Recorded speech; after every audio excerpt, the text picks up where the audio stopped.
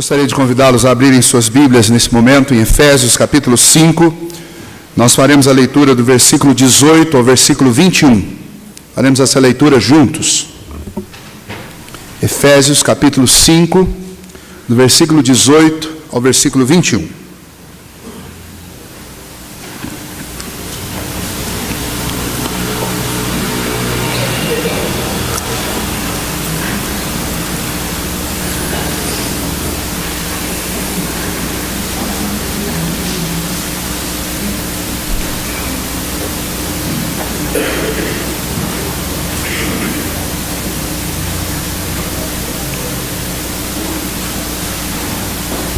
Todos encontraram?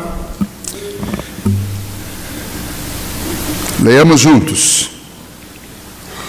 E não vos embriagueis com vinho, no qual há dissolução, mas enchei-vos do Espírito, falando entre vós com salmos, entoando e louvando de coração ao Senhor com hinos e cânticos espirituais, dando sempre graças por tudo a nosso Deus e Pai, em nome de nosso Senhor Jesus Cristo, sujeitando-vos uns aos outros no temor de Cristo. Oremos mais uma vez.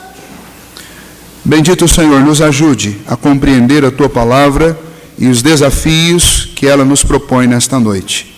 E que a voz doce do Senhor possa ser ouvida por cada um de nós, em nome de Jesus. Amém. Muito bem, eu gostaria de encerrar então este mês da família falando sobre a plenitude do Espírito e a vida familiar. Parecem duas coisas aparentemente desconectadas. Nós não temos a menor dúvida que o assunto família é um assunto de suma importância, especialmente em dias em que a família tem sido tão atacada como nos nossos. Mas a questão é que há um outro assunto extremamente íntimo e interligado ao assunto vida familiar, que é o assunto plenitude do Espírito. E o apóstolo Paulo, no texto em que nós lemos, ele faz essa ligação. E essa ligação não nos parece tão óbvia, porque nas nossas Bíblias existem subtítulos que não são inspirados por Deus, que foram colocados aí muito depois que a Bíblia foi registrada. E entre o versículo 21 e o versículo 22, existe um subtema aí, com o título, o lar cristão. Mas não só neste versículo, na transição deste para o outro, mas na transição do último versículo do capítulo 5 para o capítulo 6, também há outro subtítulo, lar cristão, filhos e pais. E depois, do versículo 4 para o versículo 5, há outro subtítulo, lar cristão, os servos e senhores. Na língua em que a Bíblia foi escrita, estes subtítulos eles não existem. Por que eles não existem? Porque Paulo trata aqui de um único assunto, do versículo 18, do capítulo 5, até o versículo 4 do capítulo 6, ele fala sobre a plenitude do Espírito e a vida familiar. E nós precisamos considerar essas duas questões como uma só. Porque tanto a vida familiar depende da plenitude do Espírito, quanto a plenitude do Espírito depende da vida familiar. São assuntos que estão conectados dentro das Escrituras. E eu quero meditar sobre eles um pouco com vocês. Antes, porém, eu gostaria de considerar algumas questões a respeito desse assunto família com vocês. Primeiro, a questão de que ser cristão não é uma garantia de que você vai ter um casamento, uma casa, uma família feliz. Isso é um engano. Muitas pessoas acham que simplesmente pelo fato de pertencerem a uma igreja, automaticamente elas estarão livres de terem problemas familiares. Isso não é verdade.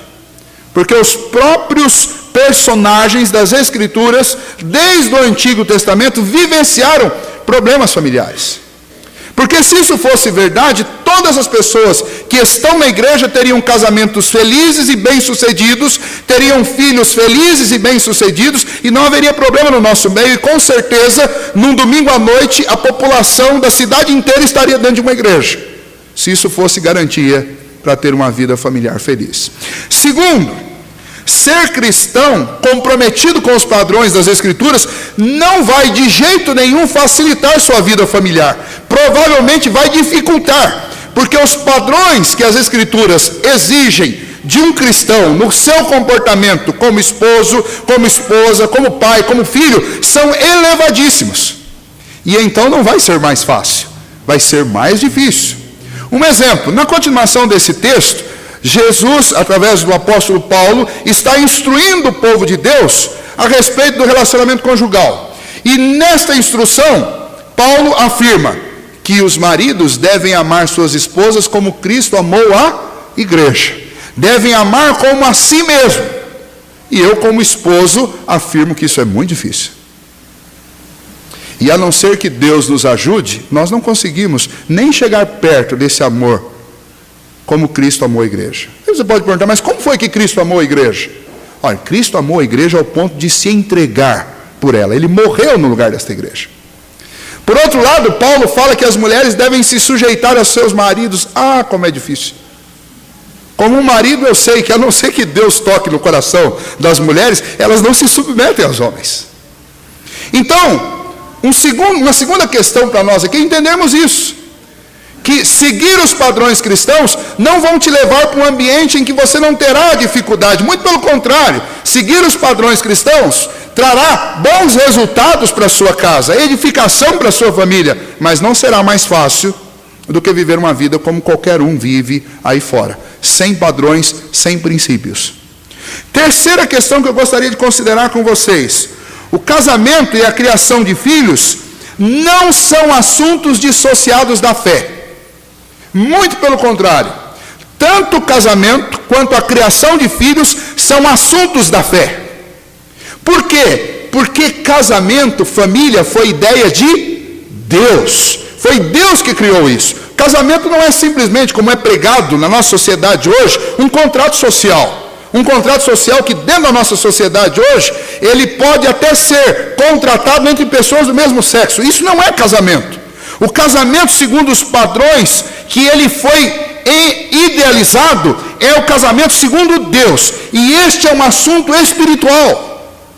Tanto que o Senhor diz que quando nós nos unimos, no caso, quando o homem se une a uma mulher, eles dois se tornam uma só carne. E lá no Novo Testamento diz que isso é um grande mistério. Porque isso é um exemplo do que o próprio Deus é. Talvez aquilo que homens tenham de mais próximo do ser de Deus seja a união conjugal. Porque nós sabemos a respeito de Deus que Ele é um Deus trino, Pai, Filho e Espírito. E nós não entendemos como isso funciona. Mas o casamento nos ajuda, porque quando nós nos casamos, a palavra de Deus diz que nós nos tornamos uma só carne. Dentro de um lar, o casal é um só. E aí nós podemos compreender um pouco mais sobre isso. Olha, nós estamos unidos de corpo e de alma. Somos um só, mas temos personalidades diferentes, temos tarefas diferentes, temos diferenças anatômicas, temos diferenças em percepções. Mas ao mesmo tempo Deus diz que nós somos um só. Nós moramos juntos, nós sentimos alegria juntos, nós choramos juntos, nós caminhamos juntos. Então, casamento e criação de filhos é um assunto de fé. Não é um assunto mundano, não é um assunto secular e não pode ser considerado como algo à parte da fé. Olha, pastor, religião é religião, casamento é casamento, criação de filho é criação de filho. O Senhor prega lá na igreja a respeito da salvação, eu cuido da minha esposa em casa e cuido dos meus filhos, e acabou. Não, não é assim. A palavra de Deus tem parâmetros para nós, e este assunto deve ser colocado com a maior seriedade diante de Deus, e deve ser tratado com espiritualidade. Uma quarta questão ainda que eu quero considerar antes de nós entrarmos no texto.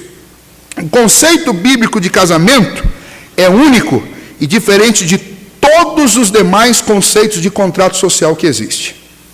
Por quê? Porque o casamento é uma continuidade perfeita no propósito de Deus para as nossas vidas.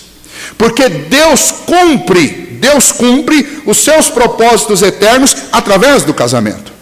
Porque o casamento testemunha uma obra muito maior realizada por Cristo Jesus. Na continuação do texto, depois que Paulo fala para os esposos amarem suas esposas como Cristo amou a igreja, depois que Paulo fala para as esposas se submeterem aos seus maridos, ele diz que estes dois são exemplos. O marido, dentro do relacionamento, ele representa Cristo, e a esposa a igreja. E, portanto, no mundo não há outra instituição que anuncie mais perfeitamente o relacionamento de Deus com os homens do que o casamento.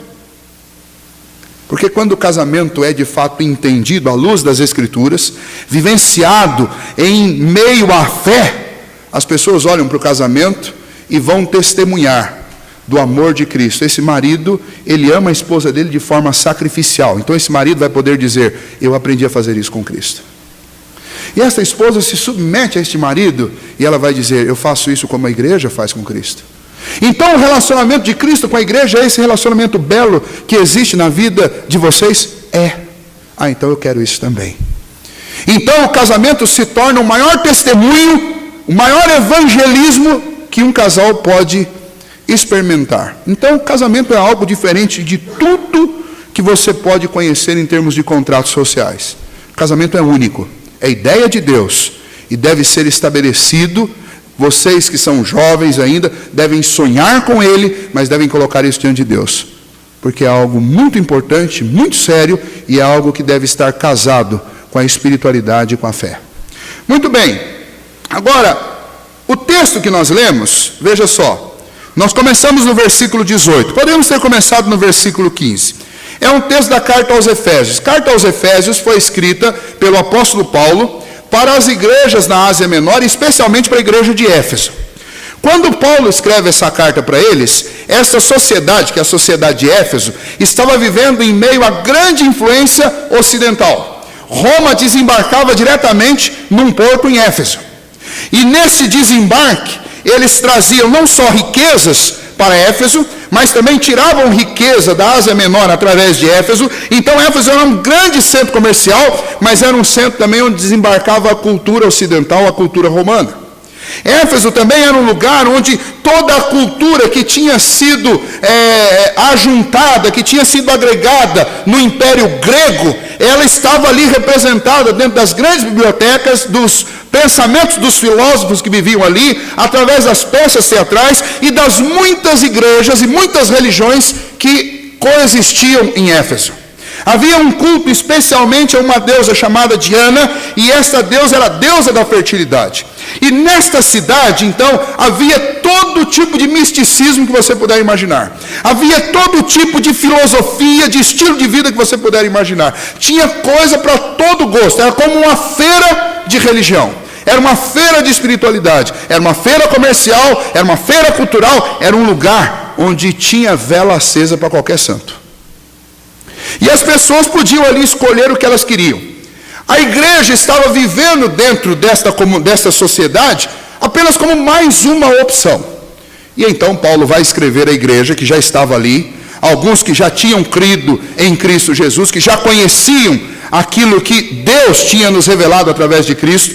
Paulo escreve para essa igreja mostrando para elas a diferença, a singularidade do Deus a quem eles serviam, para que eles não fossem apenas mais uma religião, mais uma igreja, mais uma comunidade lá em Éfeso, mas para que eles fossem o povo de Deus em Éfeso. E então Paulo vai mostrar para eles a obra que Deus estava realizando na vida deles. Deus vai mostrar através desse texto para aquele povo que eles foram escolhidos antes da fundação do mundo, que Deus os amou com um amor maravilhoso, inexplicável, e com este amor o Senhor os salvou, enviando o seu Filho para morrer na cruz no lugar deles, para fazer deles gente santificada, gente irrepreensível, gente diferente.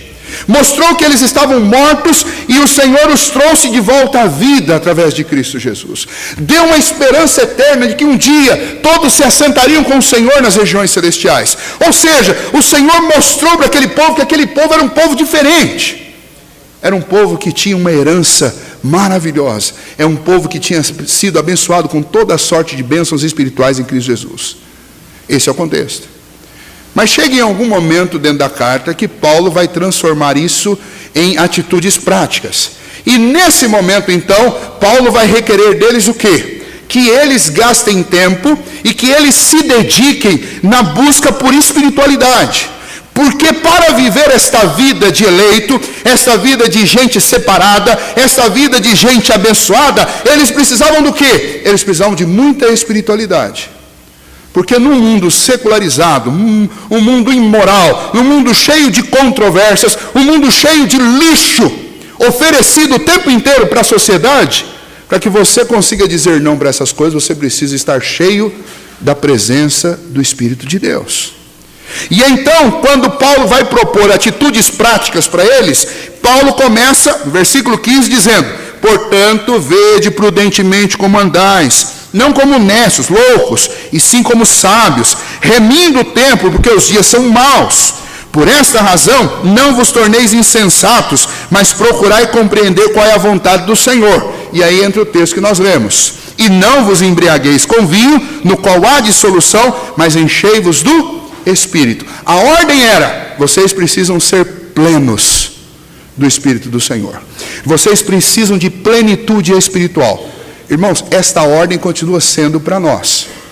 Mas vamos seguir no texto. Para viver e fazer a diferença no mundo, não basta vir à igreja, bater cartão na igreja uma vez por semana. Eu preciso, na minha vida, eu preciso buscar intimidade com o Senhor. Eu preciso buscar o Espírito do Senhor. Eu preciso querer ser cheio do Espírito de Deus. Eu preciso me dedicar às coisas do Senhor, à palavra de Deus, à oração, ao louvor, à adoração. Eu preciso fazer isso.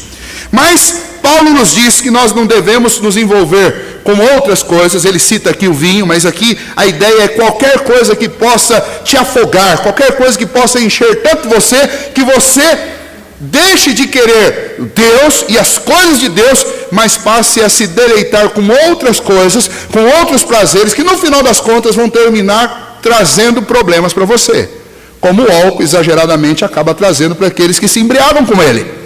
Mas tem gente embriagada com dinheiro, tem gente embriagada com outras drogas, tem gente embriagada com libertinagem, com imoralidade, com pornografia. Existem muitas formas de embriaguez. A questão é: nenhuma das coisas que você pode trazer para a sua vida substitui a presença do Espírito Santo. É isso que Paulo está dizendo.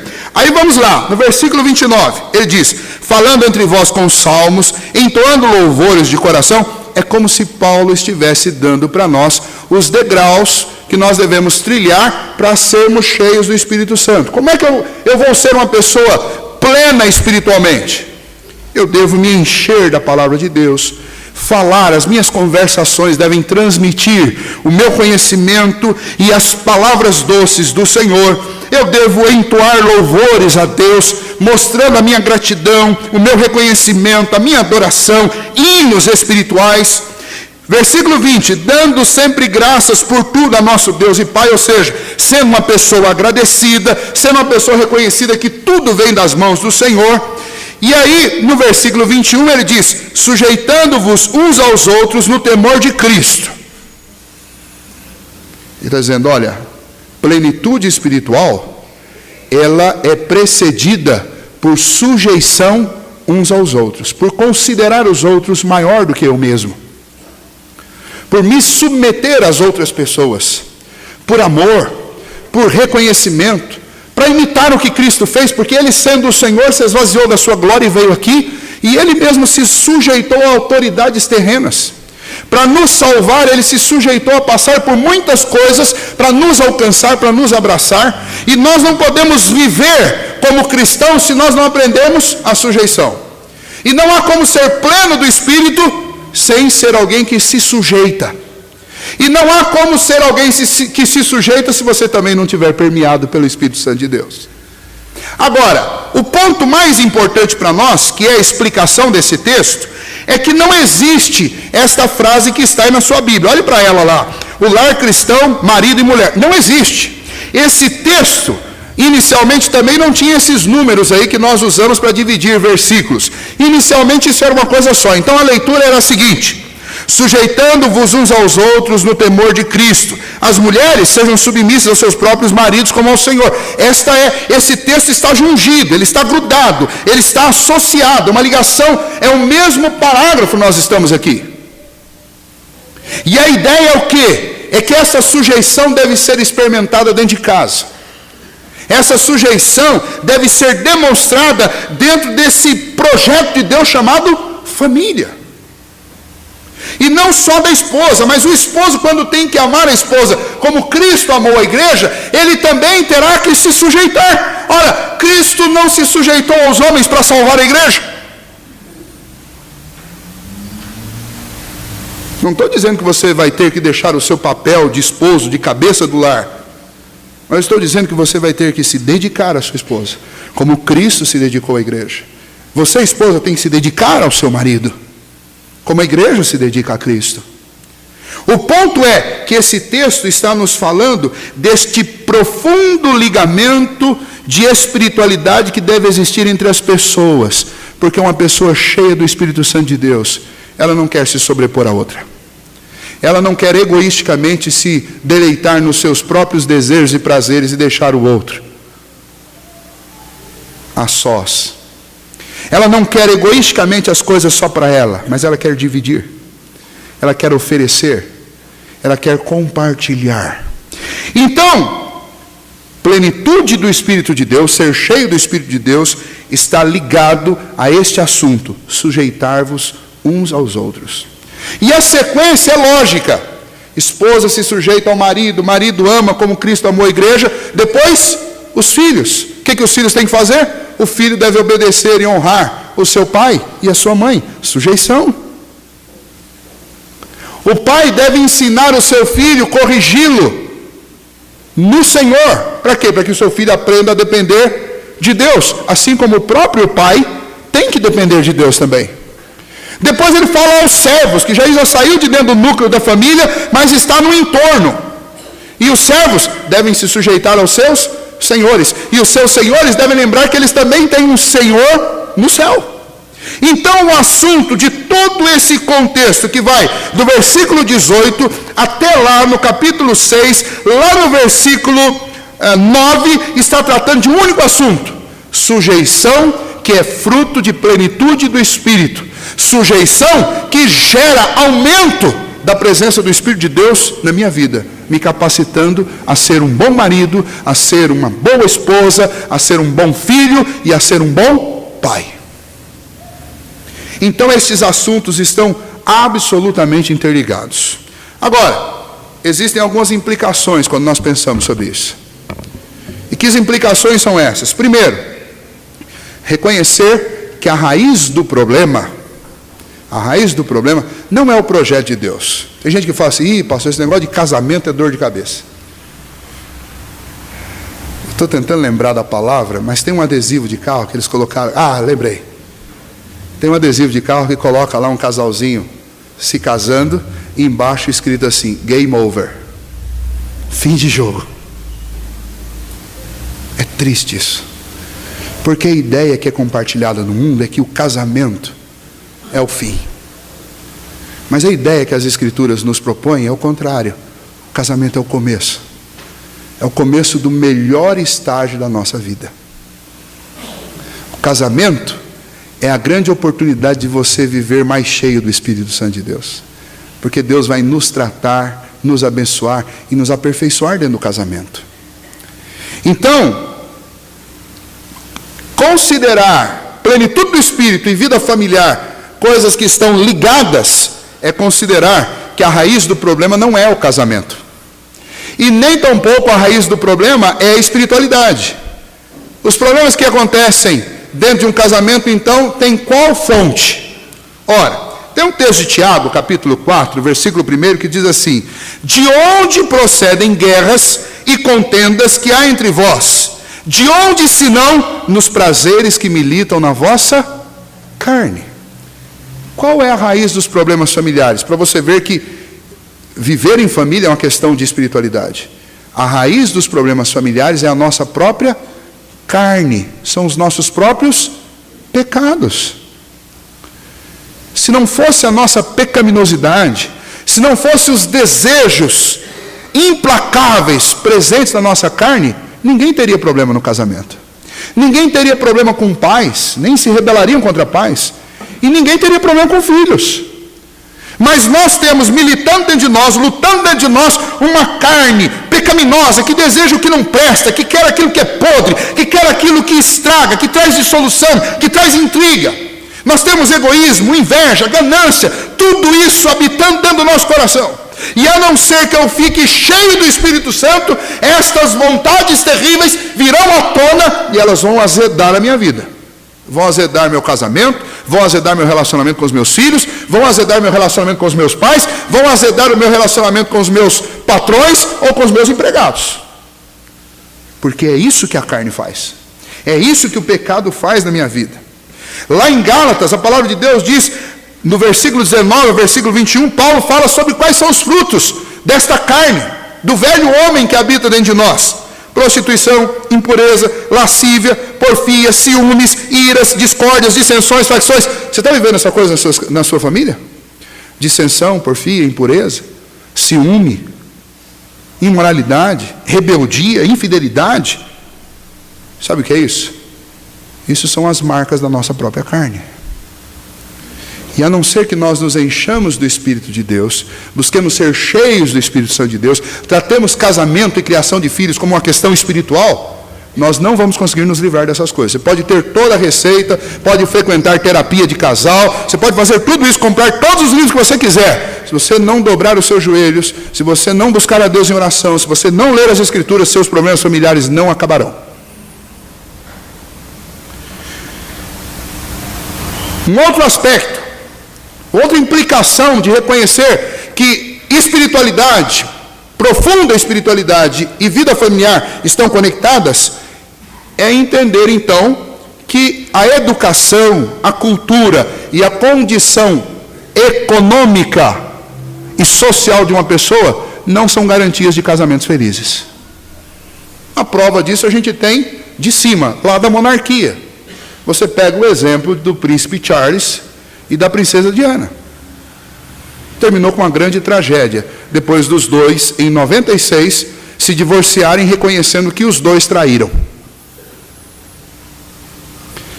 No ano passado, um reitor famoso de uma universidade aqui no Brasil, ele agrediu sua própria esposa.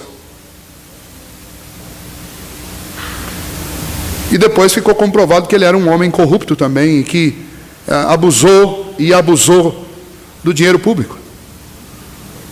Foi demitido por justa causa. Está respondendo o processo. Um reitor. Isso não é prova. Educação, cultura, condição econômica não fazem bons casamentos. Então, pais, não se iludam. Tem pai que sonha em achar aquele príncipe encantado, que foi já aprovado no concurso para ser juiz, para casar com a sua filha. Ano passado, aliás, alguns anos atrás, um juiz também matou a sua namorada. E depois, ano passado, um promotor também matou a sua namorada. Isso não é prova de nada. Outra implicação: nós não podemos, se vida familiar e plenitude do Espírito estão conectadas, então eu não posso depender única e exclusivamente das minhas forças para ser feliz no casamento. Eu preciso depender de Deus. Tem marido e tem esposa que não trazem Deus para dentro do casamento. Eles se acham suficientemente fortes para dar conta do relacionamento. Tem pai que se acha tão inteligente, tão esperto, que ele não precisa colocar Deus dentro das conversas dele com seus filhos, porque eles acham que eles dão conta e não vão dar. Infelizmente não darão. Nós somos insuficientes para essa tarefa. A tarefa foi ideia de Deus. Deus é o idealizador da família, e não tem jeito da família dar certo se eu não colocar Deus dentro da família. Lembra, a palavra de Deus diz que é um cordão de 3 dobras: você, sua esposa e o Senhor. E não vai para frente se não for assim. Um escritor irlandês chamado Oscar Wilde relatou os últimos dias e a agonia de um homem que foi condenado à morte porque ele assassinou sua esposa. E ele diz que no último dia deste homem, ele andava de um lado para o outro dentro de sua cela. E ele angustiava-se. E ele arranhava e machucava o seu próprio corpo. Não porque ele estava para morrer, sentenciado à morte, mas porque ele tinha matado a única pessoa que o amou de verdade. Segundo as palavras dele. E Oscar Wilde conclui essa história dizendo a seguinte palavra: cada homem mata aquilo que ama. Que todos ouçam isso. Alguns o fazem com um olhar amargo, outros com palavras bajuladoras. O covarde mata com um beijo. O bravo mata com a espada. Mas os homens têm a mania de matar o que amam. Ano passado nós fomos surpreendidos por uma história de uma moça que matou o seu marido, que antes tinha sido seu amante, e agora tinha uma outra amante. E ela matou o seu marido quando descobriu que foi traída do mesmo jeito que ela traiu. Mas ela não só matou, ela matou, esquartejou, colocou numa mala. E não fosse os nossos bons e velhos cães de guarda aqui de Capão Bonito, não teriam encontrado isso, porque eles pararam o carro e então investigaram e descobriram que ela estava carregando dentro de malas o corpo do seu marido. Se nós dependermos das nossas próprias forças, os nossos casamentos não prosperarão. Nós não conseguiremos educar os nossos filhos, e os nossos filhos não conseguirão ter bons relacionamentos conosco, e por consequência não terão com as pessoas com quem eles estabelecerem casamento. Espiritualidade e felicidade no lar estão intimamente ligadas. A vida no espírito é um estilo de vida adequado ao casamento. Oração no lar, leitura da palavra, falar uns com os outros dentro de casa com salmos e hinos espirituais, cantar em família, buscar a Deus junto, sentar junto na igreja, são coisas importantes. São coisas que nós nos esquecemos, mesmo sendo pastor, às vezes a gente esquece de fazer isso. Mas espiritualidade é fundamental. Não há alegria familiar, felicidade familiar sem espiritualidade, sem plenitude de Deus na sua vida. Então, se você olhar Gálatas capítulo 5, 22, diz que quando nós estamos cheios do Espírito de Deus, nós produzimos o fruto do Espírito. Nossas crianças estão aprendendo isso na quarta-feira aqui na igreja. Qual é o fruto do Espírito? O fruto do Espírito é o amor, a alegria, a paz, a longanimidade, a benignidade, a bondade, a fidelidade, a mansidão e o domínio próprio. Se você estiver cheio do Espírito Santo, todas essas qualidades vão fazer parte da sua vida e do seu casamento, da vida do seu filho e da vida do seu pai. E aí a tendência é que tudo dê muito certo. É isso que Paulo está nos ensinando neste texto. Eu gostaria de encerrar com algumas orientações práticas para a nossa vida. Por quê? Porque nós precisamos da plenitude do Espírito e nós precisamos de uma vida familiar feliz. E para que a gente consiga isso, é como se nós estivéssemos juntando duas peças de um quebra-cabeça. Eu tenho que juntar essas duas peças e eu tenho que fazer investimentos para que haja de fato espiritualidade na minha vida. 3 orientações que eu quero deixar com vocês sobre isso. Primeira delas, reconheça a necessidade que você tem de uma vida espiritual mais profunda.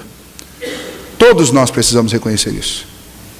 Reconheça a necessidade que você tem de uma vida espiritual mais profunda. A nossa alma, o nosso coração precisa de espiritualidade tanto quanto o nosso corpo precisa de água e de comida. Nós não nos esquecemos de alimentar o nosso corpo físico todos os dias. Alguns alimentam até demais, né, Dario?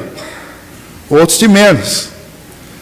Mas nós não podemos esquecer de alimentar a nossa alma, nosso coração com o Espírito de Deus. A palavra de Deus diz lá em João capítulo 7, versículo 37 e 38, as palavras de Jesus. Ele diz assim: se alguém tem sede, venha a mim e beba. Quem crer em mim, como diz as Escrituras, do seu interior fluirão rios de água viva. Ou seja, quem crê e busca o Senhor, quem vai até Cristo, tem uma fonte inesgotável de espiritualidade no seu coração. Nós precisamos disso. Segunda orientação: ore, pedindo a Deus plenitude do Espírito. Suplique. Sabe por quê?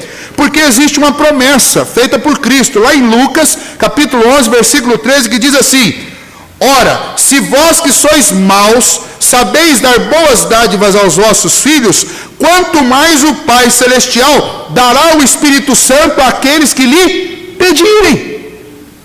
Pastor, como é que eu faço para ser cheio do Espírito Santo? Ore e peça isso a Deus, e Deus vai te encher. Se nós que somos maus, quando os nossos filhos pedem algo, a gente dá. Você imagine Deus, que é bom, é perfeitamente bom, quando você pedir a Ele: Senhor, me encha com o Teu Espírito, porque eu quero ser o melhor marido, eu quero ser a melhor esposa, eu quero aprender a me sujeitar aos meus pais, a obedecê-los, porque isso é lei do Senhor, e porque isso é um preceito com promessa. Se eu obedecer os meus pais, os meus dias vão se prolongar sobre a terra. E o que eu preciso para fazer isso? Eu preciso ser cheio do Espírito. Então, Senhor, me encha com o Teu Espírito. Clama, coloque isso como oração principal sua todos os dias. A gente tem mania de orar assim: Senhor, abençoa minha vida. Abençoa com o quê? Senhor, abençoa minha vida me enchendo do Teu Espírito. Não que Deus não saiba disso, mas é para que você entenda o que de fato você precisa. Por último, reforme a sua conduta. Reforme a sua conduta. Aquela história de marido, de esposa, Gabriela, não dá. Eu nasci assim, eu cresci assim, você sempre assim. Eu sou assim. Aí o cara casa, a esposa fala: mas querido, não é bom, olha esse jeito que você faz, não é bom entrar em casa com sapato sujo, não faça isso. Olha, eu nasci assim, fiz assim a vida inteira na casa da minha mãe e vou fazer, afinal de contas eu sou o homem da casa. Duro, né? Não adianta, é preciso ter reforma na sua conduta. Nós precisamos reformar. A Sibeli está me dando umas olhadas ali que vocês não fazem ideia. Nós precisamos reformar a nossa conduta. Esse negócio vai me custar caro. Mas isso é muito bom, sabe por quê? Porque Deus colocou ao nosso lado a pessoa certa. Se Deus tivesse colocado alguém igual a mim do meu lado, seria triste. Ia ter roupa espalhada na casa e em todos os cantos. Mas graças a Deus, Deus colocou uma pessoa hiper organizada do meu lado. Ela quer organizar até minha escrivaninha. Eu não gosto muito não, mas de vez em quando precisa. Nós precisamos reformar a nossa conduta. Deus colocou um companheiro do seu lado para te ajudar nisso. Mas o maior auxiliador seu para a reforma da sua conduta é o Espírito Santo de Deus. Senta com a tua família, conversa, estabeleça regras, coloque as suas dificuldades diante de Deus e reconstrua, reforme a conduta. E vai ser uma bênção a sua casa, porque Deus idealizou a família não para ser mais um problema para você. Deus idealizou a família para ser uma bênção para você. E família e espiritualidade são coisas que andam juntas. Não dá para dissociar. E nós, como cristãos, embaixadores do reino de Deus, precisamos investir pesadamente nisso. Porque se nós, como famílias, formos bem-sucedidos, esse mundo inteiro vai querer saber a nossa receita. E a gente vai poder dizer para eles. E Deus vai transformar a vida deles também. Que Deus abençoe muito a sua vida. Que você possa seguir essas orientações. Reconheça a necessidade que você tem de uma vida espiritual mais profunda. Ore por plenitude do Espírito e faça uma reforma. Tenho certeza que todo mundo na sua casa vai agradecer. Vamos ficar em pé, nós vamos orar encerrando.